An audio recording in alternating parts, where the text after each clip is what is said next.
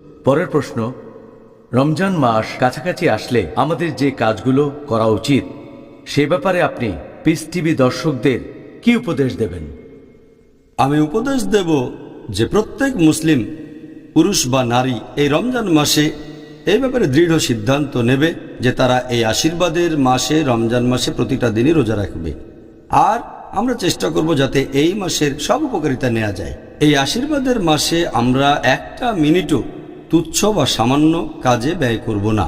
এই মাসে আমরা যতটা পারি আল্লাহ সুবহানাহু ওয়া তাআলাকে স্মরণ করব, আমরা তার কাছে দয়া ভিক্ষা করব, তার কাছে ক্ষমা প্রার্থনা করব। আমরা চেষ্টা করব যাতে তার ভালোবাসা পেতে পারি। আর এই সময়ে বাড়ানোর চেষ্টা করব আমাদের ধার্মিকতা, আমাদের ন্যায়নিষ্ঠতা, আমাদের ধৈর্য। আর আমাদের নবী মুহাম্মদ সাল্লাল্লাহু আলাইহি ওয়াসাল্লাম বলেছেন, সহিহ বুখারী খণ্ড নম্বর 3 বুক অফ ফাস্টিং হাদিস নম্বর 1903, আমাদের নবী মুহাম্মদ সাল্লাল্লাহু আলাইহি ওয়াসাল্লাম বলেছেন, যদি কেউ মিথ্যে কাজ আর মিথ্যে কথা থেকে বিরত না থাকে, আল্লাহ সুবহানাহু ওয়া তাআলা তার খাদ্য গ্রহণ বা পানীয় গ্রহণ থেকে বিরত থাকাটাও দেখবেন না।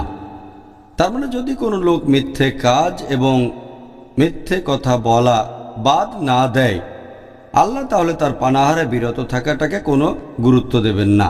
তার মানে আপনার রোজাটা গ্রহণযোগ্য হবে না যদি না মিথ্যে কাজ আর মিথ্যে কথা থেকে বিরত থাকেন। আমাদের প্রিয় নবী মুহাম্মদ সাল্লাল্লাহু আলাইহি ওয়াসাল্লাম তিনি আরো বলেছেন, এটাও একটা সহিহ হাদিস যেটা উল্লেখ করা হয়েছে মুসনাদ আহমদে খণ্ড নম্বর 2 পৃষ্ঠা নম্বর 230 হাদিস নম্বর 7148। এই হাদিসটা এছাড়াও আছে সুনান আল নিসাইতে অধ্যায় নম্বর 5 হাদিস নম্বর 2106। সেখানে আমাদের নবী মুহাম্মদ সাল্লাল্লাহু আলাইহি ওয়াসাল্লাম বলেছেন, সবাই শোনো, রহমতের মাস রমজান তোমাদের সামনে।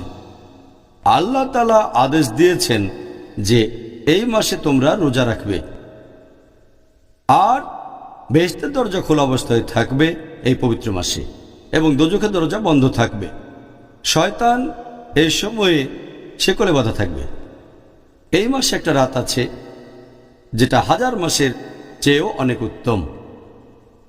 যদি কেউ এই মাসে আল্লাহর রহমত থেকে বঞ্চিত হয়, সে আসলে একজন হতভাগ্য। তাই আমাদের মনস্থির করতে হবে যে আমরা এই মাসের উপকারিতাগুলো সব নেব। আমাদের নবী মুহাম্মদ সাল্লাল্লাহু আলাইহি ওয়াসাল্লাম বলেছেন, এটা উল্লেখ আছে সহিহ বুখারীতে খণ্ড নম্বর 3 বুক অফ ফাস্টিং হাদিস নাম্বার 1901। আমাদের নবী মুহাম্মদ সাল্লাল্লাহু আলাইহি ওয়াসাল্লাম বলেছেন যে যদি কেউ এই মাসে রোজা পালন করে বিশ্বাসের সাথে এবং আল্লাহর কাছ থেকে পুরস্কার পাওয়ার জন্য, তার অতীতের সব গুনাহ ক্ষমা করা হবে। তার মানে আমরা যদি আন্তরিকতার সাথে এই মাসে রোজা রাখতে পারি, আল্লাহর কাছ থেকে পুরস্কার পাওয়ার জন্য আমাদের অতীতের সব গুনাহ ক্ষমা করা হবে। চিন্তা করেন, এভাবে খুব সহজেই আমরা অতীতের সব গুনাহ থেকে ক্ষমা পেতে পারি। আমাদের নবী মুহাম্মদ সাল্লাল্লাহু আলাইহি ওয়াসাল্লাম আরো বলেছেন, এটা আছে সহিহ বুখারীতে খণ্ড নম্বর 3 বুক অফ ফাস্টিং হাদিস নাম্বার 1904। এটা অনেক লম্বা হাদিস, এখানে 4টা পয়েন্ট আছে। আমাদের নবী মুহাম্মদ সাল্লাল্লাহু আলাইহি ওয়াসাল্লাম বলেছেন যে পৃথিবীতে যত আদম সন্তান আছে তারা যে কাজগুলো করে থাকে সবই নিজেদের জন্য, শুধুমাত্র রোজা বাদে। রোজা হলো আমার জন্য আর আমি তাকে পুরস্কার দেব। তিনি আরো বলেছেন যে রোজা রাখা একটা বর্ম, তোমাদের পাপ থেকে বিরত রাখে। আর যে লোক রোজা পালন করে সে বিরত থাকবে অশ্লীলতা থেকে, ঝগড়া করা থেকে এবং অজ্ঞতা থেকে। যদি কেউ তাকে গালমন্দও করে অথবা কুৎসা রটায়, সে তখন বলবে আমি রোজা আছি, আমি রোজা আছি। এই হাদিসে আমাদের নবী 3 নম্বর যে পয়েন্টটা বলেছেন যে আমি আল্লাহর নামে শপথ করে বলছি, যার হাতে রয়েছে মুহাম্মদ সাল্লাল্লাহু আলাইহি সাল্লামের আত্মা, যে একজন রোজদারের নিঃশ্বাসের গন্ধ যে লোক রোজা রাখে সেটা আল্লাহ সুবহানাহু ওয়া তাআলার কাছে কস্তুরী গন্ধের চেয়েও বেশি মিষ্টি। হাদিসে নবী আরো বলেছেন যে এরকম 2টো জিনিস আছে যেগুলো একজন রোজদারকে খুশি করে তুলবে। প্রথমটা হচ্ছে যখন সে রোজা ভাঙবে, আর দ্বিতীয়টা হচ্ছে যখন সে মুখোমুখি হবে আল্লাহ সুবহানাহু ওয়া তাআলার। আর এছাড়াও পবিত্র কোরআনে বলা হয়েছে সূরা নূর অধ্যায় নম্বর 24 আয়াত নম্বর 31, বলা হয়েছে হে মুমিনগণ, তোমরা আল্লাহর উপর ঈমান আনো এবং তার রহমতকে খোঁজো, তার মানে বেহেশতে যাওয়ার চেষ্টা করো। এরপর আছে সূরা আহকাফ অধ্যায় নম্বর 46 আয়াত নম্বর 13 ও 14, যে এমন কিছু মানুষ যারা আল্লাহ ব্যতীত অন্য কারো ইবাদত করে না এবং যারা তাদের ঈমানে অবিচলিত থাকে। এখানে শব্দটা ইস্তেকাম, যারা বিশ্বাসে অবিচলিত থাকে যে আল্লাহ কেবলমাত্র একজন, অন্য কেউ নেই, এবং তারা কখনো ভয় পাবে না, তারা দুঃখিত হবে না। এই লোকগুলোই তারা যারা হবে জান্নাতের অধিবাসী এবং তারা তাদের সব ভালো কাজের জন্য পুরস্কার পাবে। তাই আমি দর্শকদের উপদেশ দেব, এই মাসটাকে তারা পুরোপুরি কাজে লাগাবে। এ সময় তুচ্ছ জাগতিক ব্যাপারে সময় নষ্ট করবে না, সময় ব্যয় করবে আল্লাহ তাআলার ইবাদত করে, আল্লাহকে স্মরণ করে এবং তার কাছে ক্ষমা প্রার্থনা করে। মাশাআল্লাহ। এবার পরের প্রশ্নটা হচ্ছে, আপনি একটু আগেই এ ব্যাপারে কয়েকটা সুন্দর হাদিসের কথা উল্লেখ করলেন, তবে ঠিক কোন কারণে রমজান মাসকে ক্ষমা প্রার্থনা বা তওবা করার মাস বলা হয়, আর এটা বলা হয় কেন? হ্যাঁ, এই ব্যাপারে আমি আগেও বলেছি যে আমাদের নবী মুহাম্মদ সাল্লাল্লাহু আলাইহি ওয়াসাল্লাম বলেছেন, এটা একটা সহিহ হাদিস আছে সহিহ বুখারীতে, খণ্ড নম্বর 3 বুক অফ ফাস্টিং হাদিস নম্বর 1901। আমাদের নবী মুহাম্মদ সাল্লাল্লাহু আলাইহি ওয়াসাল্লাম বলেছেন, যদি কেউ পবিত্র রমজান মাসে রোজা রাখে সঠিক নিয়তের সাথে, ঈমানের সাথে, আল্লাহ সুবহানাহু ওয়া তাআলার কাছ থেকে পুরস্কার লাভের আশায়, তার অতীতের সব গুনাহ ক্ষমা করা হবে। এই কথাটা আবারও বলা হয়েছে মাসনাদ আহমেদে, খণ্ড নম্বর 3 হাদিস নম্বর 11524। সেখানে বলা হয়েছে, যদি কোনো লোক এই পবিত্র রমজান মাসে রোজা রাখে সঠিক নিয়তের সাথে, আল্লাহ সুবহানাহু ওয়া তাআলার কাছ থেকে পুরস্কার লাভের আশায়, তার অতীতের সব গুনাহ ক্ষমা করে দেয়া হবে। এছাড়া আর উল্লেখ আছে, এটা আছে সহিহ মুসলিমে, খণ্ড নম্বর 1 হাদিস নম্বর 450। আমাদের নবী মুহাম্মদ সাল্লাল্লাহু আলাইহি ওয়াসাল্লাম বলেছেন যে 5 ওয়াক্ত নামাজের মধ্যবর্তী সময়টা 2 জুম্মা এবং 1 রমজান থেকে আরেক রমজান, এই সময়টাতে তোমাদের গুনাহ ক্ষমা করা হবে। এই সময়টাতে তোমাদের সব পাপ ক্ষমা করা হতে পারে। আমাদের প্রিয় নবী মুহাম্মদ সাল্লাল্লাহু আলাইহি ওয়াসাল্লাম আরও বলেছেন, এটা উল্লেখ আছে সহিহ মুসলিম খণ্ড নম্বর 4 বুক অব তাওবা হাদিস নাম্বার 6644। আমাদের প্রিয় নবী মুহাম্মদ সাল্লাল্লাহু আলাইহি ওয়াসাল্লাম বলেছেন যে আল্লাহ সুবহানাহু ওয়া তাআলা রাতের বেলায় কেউ যদি ক্ষমা প্রার্থনা করে থাকে, আল্লাহ তখন তার দিনের বেলায় করা পাপগুলো ক্ষমা করে দেন। আর আল্লাহ সুবহানাহু ওয়া তাআলা দিনের বেলায় কেউ ক্ষমা প্রার্থনা করলে তার সেই পাপগুলো ক্ষমা করে দেন যেগুলো করেছে রাতের বেলায়। তাই এটা হলো ক্ষমা প্রার্থনার জন্য সেরা একটা মাস, এই পবিত্র রমজান মাস। এই মাসে সহজে নিজের পাপগুলো থেকে ক্ষমা পেতে পারেন, কারণ বেহেশতের দরজা এ সময় খোলা থাকে, দোজখের দরজা বন্ধ থাকে। সেজন্য রমজানকে বলা হয় ক্ষমার মাস। আল্লাহু আকবার। এই কারণে সবাই এই মাসে ইবাদতে মগ্ন থাকে। কারণটা তাহলে জানলাম। সুবহানাল্লাহ। ডক্টর জাকির, এই পবিত্র রমজান মাসে মুসলিমদের কি বিশেষ কিছু কাজের প্রতি মনোযোগ দেওয়া উচিত? আর আমরা জানি যে দর্শকরা আপনার কাছ থেকে এটা জেনে দারুণভাবে উপকৃত হবেন যে এই মাসে তাদের কোন কাজটা করা উচিত, আর তারা এখন থেকেই রমজানের জন্য প্ল্যান করতে পারবেন।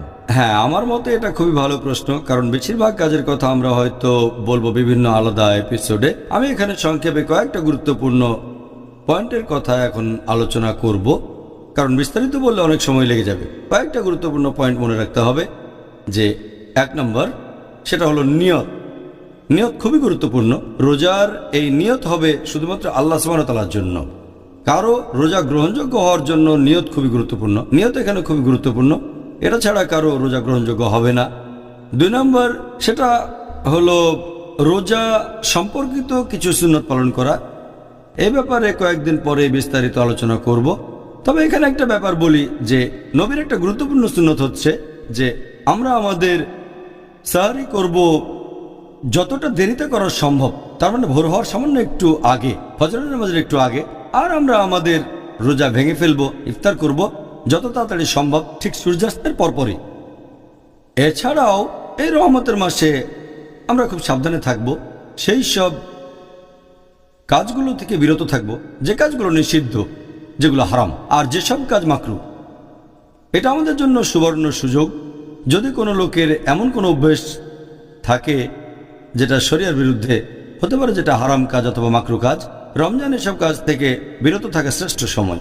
এই অভ্যেসটা থেকে যাবে আর ইনশাআল্লাহ হয়তো সারা জীবন সেই খারাপ কাজ থেকে বিরত থাকবেন। যেমন ধরেন একজন লোক, সে হয়তো অ্যালকোহল পানে অভ্যস্ত।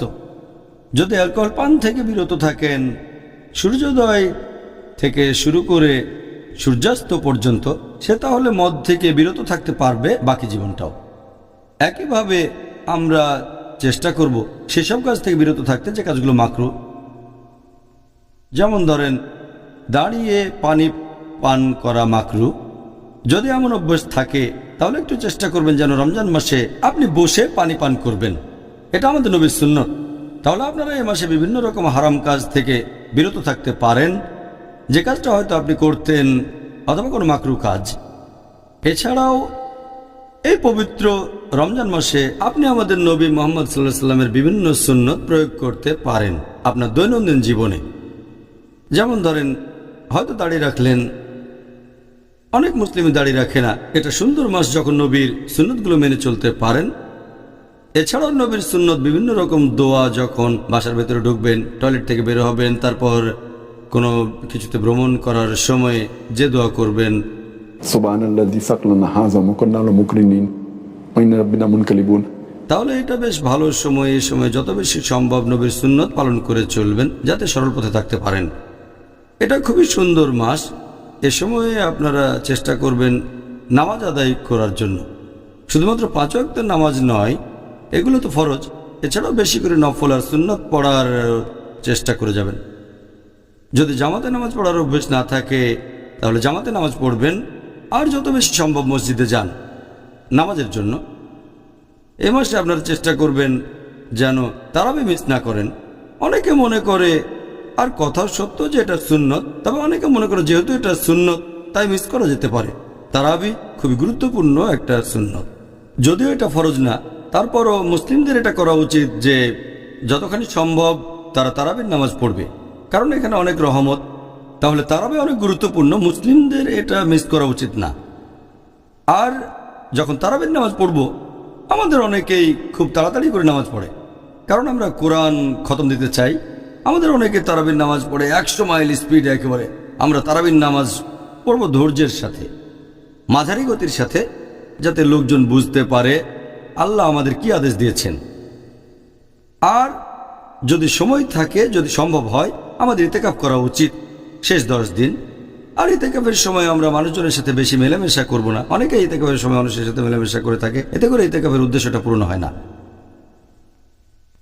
এছাড়াও আমরা এই মাসে বেশি করে দোয়া করব, বেশি করে প্রার্থনা করব। এটা হলো দোয়া করার মাস।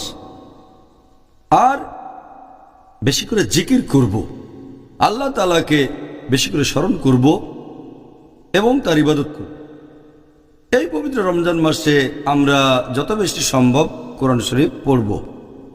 আর কোরআন আরবিতে পড়ার পাশাপাশি যদি আপনি আরবি ভাষা জানেন তাহলে কোনো সমস্যা নেই। যদি আরবি না জানেন তাহলে সেই ভাষায় পবিত্র কোরআনের কোনো অনুবাদ পড়েন যে ভাষাটা সবচেয়ে ভালো বোঝেন। যদি ইংরেজি ভালো বোঝেন ইংরেজিতে পড়েন, উর্দু ভালো বুঝলে উর্দুতে পড়েন, যেটা ভালো বোঝেন সে ভাষায় অনুবাদ পড়েন। তবে কোরআন পাঠ করার সময় এই জন্য অবশ্যই সওয়াব পাবেন। এ সময় কোরআনের অনুবাদটাও পড়তে হবে, যাতে করে আল্লাহ সুবহানাহু ওয়া তাআলার নির্দেশগুলো প্রয়োগ করতে পারেন। যদি সম্ভব হয় প্রতি 7 দিনে একবার কোরআন পাঠ করেন, অথবা প্রত্যেক দিন অন্তত 1 পারা কোরআন পড়েন, তাহলে এই রমজান মাসে অন্ততপক্ষে একবার পবিত্র কোরআন খতম দিতে পারবেন। এই মাসে যত বেশি সম্ভব আপনারা হাদিস পাঠ করবেন, তবে খেয়াল রাখবেন যেন সহিহ হাদিস পাঠ করেন। আর হাদিসের উপরে সবচেয়ে ভালো গ্রন্থ হচ্ছে সহিহ আল বুখারী, তারপর সহিহ মুসলিম। অন্যান্য কুতুবে সিত্তাও পড়ে দেখতে পারেন, তবে যেন সহিহ হয়। এছাড়াও নবী মুহাম্মদ সাল্লাল্লাহু আলাইহি ওয়াসাল্লামের জীবনের উপরে বই পড়েন। এরপর দেখবেন যদি আপনারা জাকাত না দেন তাহলে জাকাত আদায় করবেন, কারণ এটা বাধ্যতামূলক দান।